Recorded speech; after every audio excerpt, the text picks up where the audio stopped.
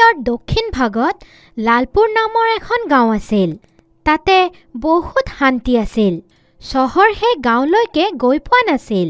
আৰু শান্তিৰ এটা কাৰণ এয়াও আছিল, সেই গাঁৱত বিঠ্ঠল নামৰ এজন মজদুৰ বাস কৰিছিল। সি ওচৰতে থকা পাউৰুটি বনোৱাৰ ফেক্টৰীত কাম কৰিছিল। এয়া লোৱা বিঠ্ঠল, তোমাৰ আজিৰ ৰোজগাৰ। কালি সময়ত আকৌ আহি যাবা। ধন্যবাদ মালিক, কিন্তু মোৰ পইচাটো আপুনি একেলগে মাহৰ শেষত দি দিব। সদায় পইচা লৈ গ'লে খৰচ হৈ যাব। ঠিক আছে, যেনেকুৱা তোমাৰ ইচ্ছা। যি হিচাপ সদায় কৰোঁ সেয়া একেলগে মাহত কৰিম। হয় মালিক, বৰ ভাল হ'ব। আচ্ছা ঠিক আছে, তেনেহ'লে কালি লগ পাম। বিঠ্ঠল পাউৰুটিৰ ফেক্টৰীত বস্তু উঠোৱাৰ মজদুৰ আছিল। সি বহুত পাউৰুটি একেলগে উঠাইছিল। ফেক্টৰীৰ চব গ্ৰাহকৰ পৰা বিঠ্ঠল এক পেকেট পাউৰুটি টিপৰ হিচাপত পাই গৈছিল, যিটোক একত্ৰিত কৰি বিঠ্ঠল কামৰ পিছত নিজৰ বৰাপাওৰ দোকান দি দিলে। আৰে বিঠ্ঠল, বৰাপাওৰ দোকান কেতিয়াৰ পৰা দিলা? ভগৱানৰ দয়াত আজিৰ পৰাই খুলিছোঁ মিত্ৰ ৰামদাস। আহা, তোমাক খুৱাওঁ। নিশ্চয় বন্ধু, এই দোকানখনৰ বনি মোৰ হাতেৰেই হ'ব। তেনেহ'লে চব বৰাপাও যাদুই হৈ যাব। মোৰ হাতত যাদু আছে, বাছ মোক সেই যাদুৰ ব্যৱহাৰ কৰা শিকিব লাগিব। মানে তুমি মোকে পাইছা তোমাৰ হাতৰ যাদু প্ৰয়োগ কৰাৰ বাবে? নহয় ভাই, মই মোৰ দোকানটোক ৰিস্কত পেলাব নোৱাৰোঁ। ৰ'বা, বেলেগ গ্ৰাহক আহি আছে চাগে। ইমানো অপয়া নহয়। মই এতিয়ালৈকে সকলোৰ ভালে কৰিছোঁ বন্ধু। ঠাট্টা কৰি আছিলোঁ ভাই। এয়া লোৱা তোমাৰ বৰাপাও। ব'লা বনি কৰাই দিয়া। ৰামদাস এবাৰ বিঠ্ঠলৰ চব বাচন চুই দিলে, তাৰপিছত বনি কৰি দিলে। ৰামদাসৰ হাতেৰে বিঠ্ঠলৰ দোকান আৰম্ভ হৈ গ'ল। পিছদিনা যেতিয়া বিঠ্ঠল কামত গ'ল তো দেখিলে কাম বেছি আছে। বিঠ্ঠল, পাউৰুটি আজি বেছি হৈ গৈছে। আজি তুমি অলপমান বেছি বস্তু পাবা দিবলৈ। 3টা দোকান আৰু বাঢ়ি গৈছে, আৰু সেই দোকানবোৰ সদায় আমাৰ পৰা পাউৰুটি ল'ব। ঠিক আছে মালিক, চব হৈ যাব। নিয়াতি বিঠ্ঠলৰ ফেক্টৰীৰ গ্ৰাহক বঢ়াই দি আছিল, যাতে বিঠ্ঠল সেই গ্ৰাহকৰ পৰা পোৱা পাউৰুটি দি সদায় গধূলি নিজৰ বৰাপাওৰ দোকান ভালদৰে চলাব পাৰে। ৰামদাসৰ হাতেৰে কৰা বনি বিঠ্ঠলৰ নিজৰ উন্নতি কৰি আছিল। কেনেকুৱা চলি আছে তোমাৰ ব্যৱসায় বিঠ্ঠল? যেতিয়াৰ পৰা তোমাৰ হাত লাগিছে চব যাদু হৈ আছে ভাই। তেনেহ'লে ঠিক আছে, মোৰ কাম সম্পূৰ্ণ হ'ল। এতিয়া মই যাওঁ। ক'লে গৈ আছা ভাই? ৰামদাস একো নকলে, অকল হাঁহি গুচি গ'ল। বিঠ্ঠল এতিয়া ৰামদাসৰ হাঁহাৰ কাৰণটো ভাবিয়ে আছিল।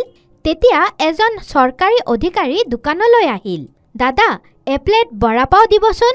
এই চৰকাৰী কামত খোৱা লোৱাৰো সময় নাই। লওক বাবু, কিয় ইমান চিন্তা কৰি আছে? ওচৰতে চৰকাৰ খাদান খান্দি আছে।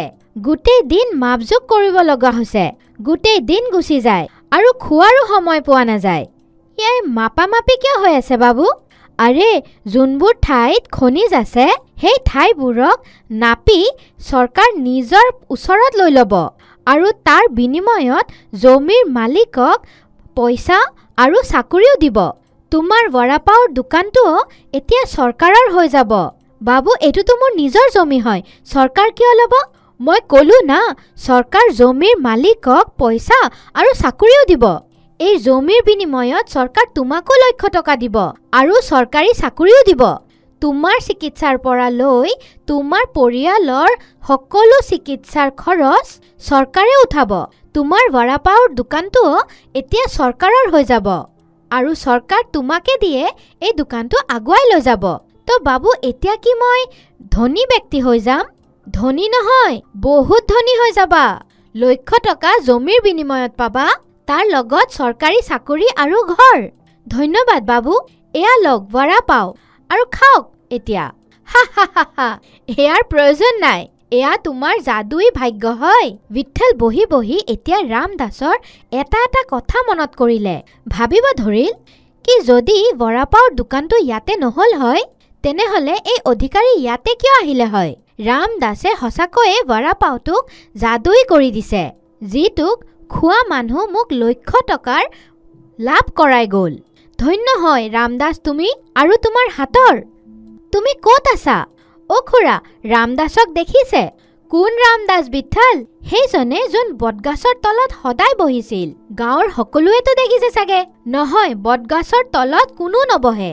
আমি তাতে ওচৰতে থকা মন্দিৰত মোৰ নাতনিক ফুৰাবলৈ লৈ যাওঁ। তেনেহ'লে ৰামদাস কোন হয়? কালি যে মোৰ বৰাপাওৰ দোকানটোক বহনি কৰি গ'ল, আজি ইমান উন্নতি হোৱাৰ পিছত তাক দেখাই পোৱা নাই। যেতিয়া বিঠলে বৰ অনুসন্ধান কৰিল, তেতিয়া মন্দিৰৰ পূজাৰীয়ে তাক ক'লে কি ৰামদাস এই গাঁওখনৰ দেৱতা হয় আৰু তেওঁক কোনোবাই দেখা পায়। যোনে তেওঁক দেখা পায় তাৰ ভাগ্য খুলি যায়। ৰামদাস, মোৰ ভাই, তুমি যোনে হয় না কিয়ক, য'তে আছা ভাল থাকা। আজি তোমাৰ হাতে মোৰ দোকানত যাদু কৰিছে। গ্ৰাহকৰ অভাৱ নাই আৰু দোকানো চৰকাৰী চাকৰিৰ লগত চৰকাৰী হৈ গৈ আছে। লক্ষ টকা আৰু বেলেগকৈ পাম। তেতিয়াই এখন মাত শুনা পালে বিঠলে। সেই মাতটো ৰামদাসৰ আছিল। কিয় বিঠল, কৈছিলো না মোৰ হাতত যাদু আছে।